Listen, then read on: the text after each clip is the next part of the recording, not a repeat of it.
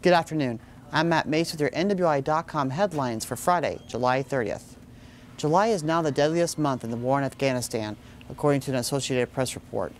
3 U.S. troops died in blasts in the war-torn country Thursday, bringing the death toll for July to at least 63 and surpassing the previous month's record as the deadliest for American forces in the nearly 9-year-old war. The 3 U.S. service members died in 2 separate blasts in southern Afghanistan, according to a NATO statement Friday. It gave no nationalities, but U.S. officials said all 3 were Americans. U.S. and NATO commanders had warned casualties would rise as the international military force ramps up the war against the Taliban, especially in their southern strongholds in Helmand and Kandahar provinces.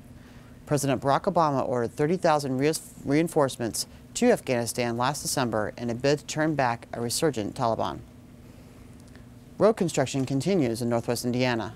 1 lane of traffic will be restricted in each direction on US 41 between Indiana 10 and Indiana 2 in Newton County for a chip seal and fog seal project. The work is scheduled to begin Monday and continue through August 12th.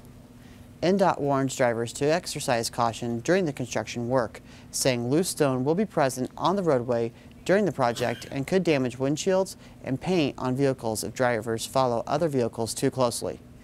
The state is recommending slower speeds and increased space between vehicles when driving in recently chip-sealed roads. As questions continue Thursday into the mismanagement of possibly 6,600 graves at Arlington National Cemetery, a local man who dedicated 3 years of service there reflected on the respect the hallowed grounds deserve.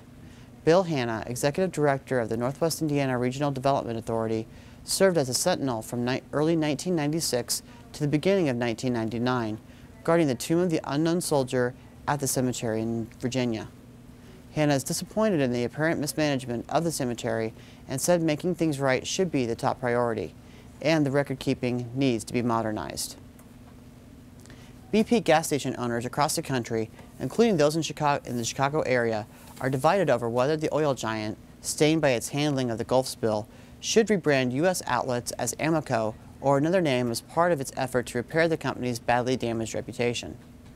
Bob Junknies, who owns 10 BP-branded stations in the Chicago area, is in the camp that wants BP to consider rebranding to Amoco at U.S. outlets. He said the BP brand and its reputation as a company is very tarnished. He added that Amoco was very well known and had a great reputation as a name and brand.